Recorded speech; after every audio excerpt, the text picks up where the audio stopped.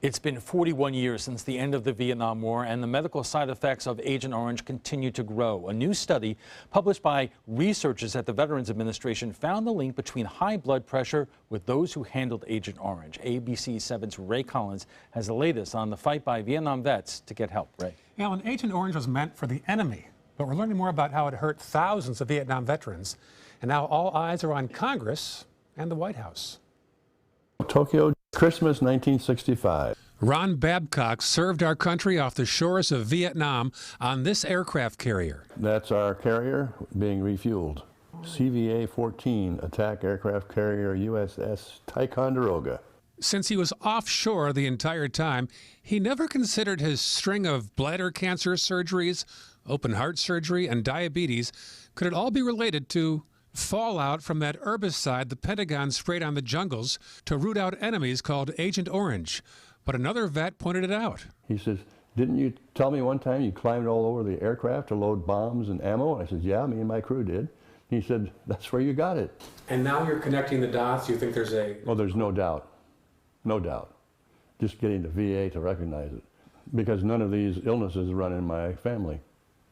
So I'm either extremely unlucky or it's tied to the herbicide called Agent Orange. Somebody like Ron is not covered under the Agent Orange compensation because he's a Blue Water vet. Jerry Zivik is a veterans benefits consultant, and Blue Water vets are the ones like Ron who never came ashore.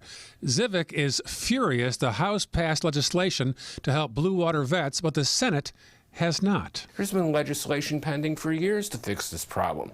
To me, this is a no-brainer. Everybody gets out there and campaigns and beats on their chests. We're going to give the veterans the best. Here's a chance to do something, and they won't do it. The question is, why won't they do it? What's your theory? Follow the money. I think one of the reasons that they don't want to pay Blue Water vets is if the U.S. admits that people that did not step foot onto Vietnam soil were exposed to Agent Orange, then they've exposed themselves to liabilities all around the world. Like somebody who caught a fish off Vietnam, later becomes ill, and sues the U.S. government for Agent Orange. But Zivik has one big question. How come it hasn't passed Congress? We asked that to Congressman Vern Buchanan, who couldn't meet us on camera this time, but his office supplied this statement saying, Agent Orange causes devastating health problems, so it's very disappointing that Congress failed to approve this important bill.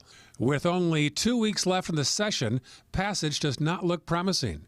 But I intend to make sure that we revisit this issue as soon as the new Congress meets in January. He concludes by saying Navy veterans who were exposed to Agent Orange in Vietnam deserve to know they will not be ignored by their government. They have a long ways to go. When you got 22 veterans per day in America that are still committing suicide. But Babcock says he is encouraged by the promises he has heard by the president-elect and believes Donald Trump will improve the Veterans Administration. I think he will. However, Ron realizes that time is of the essence. America made a promise to take care of returning veterans, and they haven't kept that promise.